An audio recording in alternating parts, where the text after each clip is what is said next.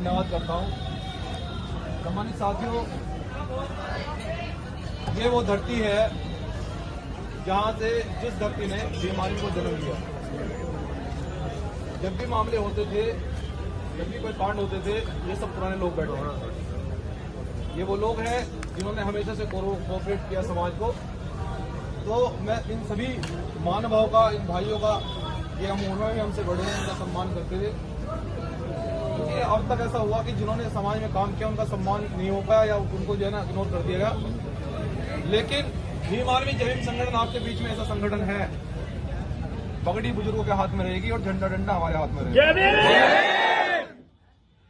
और सम्मानित साथियों, जितने भी लोग खड़े हैं, हमारे राजकुमार जी हैं, भाई राहुल भारती जी हैं, हमारे बाबू देवपाल जी के पोते हैं, और भाई डॉक्टर साहब उमेश भाई, ये भाई अशोक भारती जी बैठे हैं, ये सामने बैठे हैं छोटे भाई जिलाध्यक्ष जी हमारे। पूछ लो अगर आज तक कोई सम्मान में कमी आई हो। मैं ये बात इसलिए बता रहा हूँ कि समाज के सामने दूध का दूध, पानी का पानी होना जरूरी है।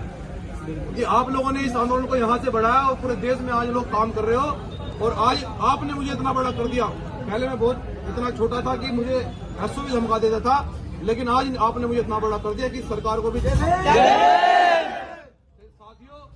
लेकिन मैं आपसे निवेदन करता हूँ, आप लोगों से निवेदन करता हूँ कि जिस प्रकार से आपने यहाँ से धरती से इस आंदोलन को खींचा, आपने इस आंदोलन को बड़ा किया, और जितने हमारी पुरानी लोबी के लोग बैठे हैं, मैं समाज के सामने आपसे कहना चाहता हूँ कि मुझे आपका साथ चाहिए।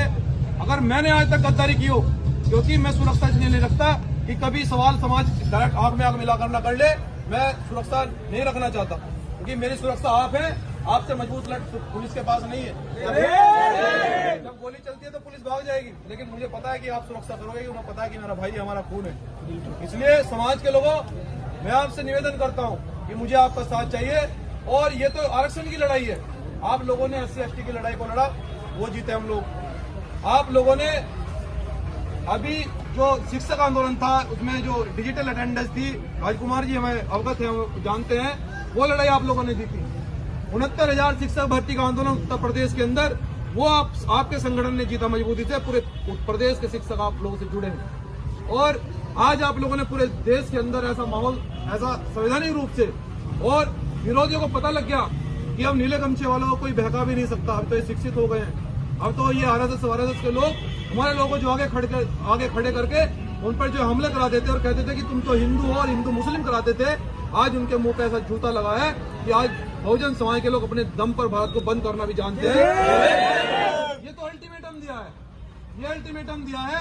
अगर हमारी सरकार गंभीरता से इस बात को सरकार नहीं सुनेगी, तो फिर इससे बड़ा आंदोलन भी करना हम लोग जानते हैं। और खासकर मैं बहुजन समाज के लोगों, दलित पिछड़े युवा भाइयों से सबसे कहना चाहता हूँ कि सबसे बड़ा मुद्दा जो अभी चल रहा है आरक्षण के बाद का, वो शिक्षा का चल रहा है। शिक्षा, किसी विश्वविद्यालय में हमारे युवाओं को मुफ्त में एडमिशन नहीं दिया जा रहा, जबकि हमारा फंडामेंटल राइट है, ये हमारा अधिकार है। लेकिन मैं अब युवाओं से वादा करता हूँ कि ये लड़ाई हम बड़ी मजबूती से लड़ेंगे।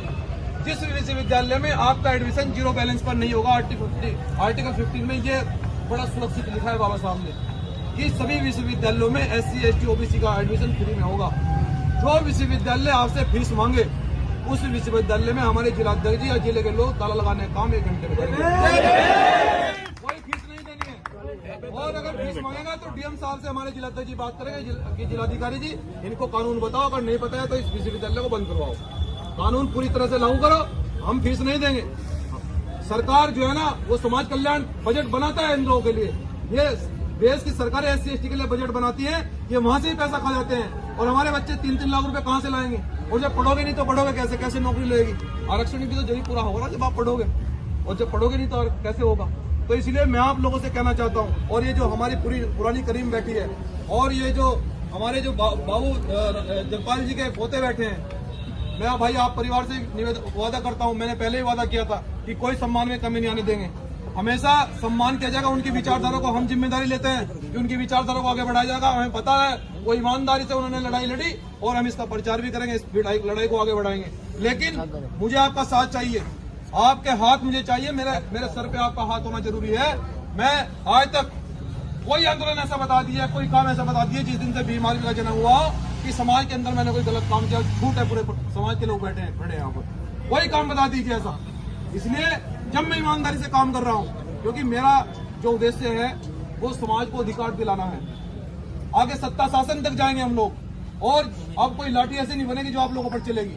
अब पूरे प्रदेश में ये तो हमारा गढ़ है, ये तो घर है हमारा, लेकिन राजस्थान जैसे में भी अब कोई लाठी ऐसी नहीं बन रही है जो हमारे लोगों पर चलेगा। बन रही है तो फिर उसका मुंह तोड़ जवाब दिया जा रहा है। जिस प्रकार से हमारे लोगों को पहले गुंडा बदमाशी के दम पर धमका डरा दिया जाता था, मैं आपसे इशारों से मैं कहना चाहता हूँ कि आपसे बड़ी फिल्म नहीं है देश के अंदर। मैं विश्वास से कह रहा हूँ पूरा कि आपसे बड़ी फिल्म नहीं है देश के अंदर। मैं संविधान को भी मानता हूँ और भगत सिंह को मानता हूँ। जैसा कोई समझना चाहता है तो वो तय कर रहे। इसलिए साथियों, किसी व्यक्ति से घबराने की आवश्यकता नहीं है, किसी अधिकारी से डरने की आवश्यकता नहीं है, किसी सरकार के अधिकारी से या सरकार के नेता से घबराने की आवश्यकता नहीं है। केवल हमारा एक ही मकसद है कि भाई हमारा अधिकार दे दो, आरक्षित सीटें खाली करनी पड़ेगी, विद्यालय में फीस नहीं देंगे, लेकिन अगर हमें कमजोर समझकर जो है ना उत्पीड़न किया जाएगा तो फिर झंडा और डंडा आपका चलेगा, हम खड़े हैं।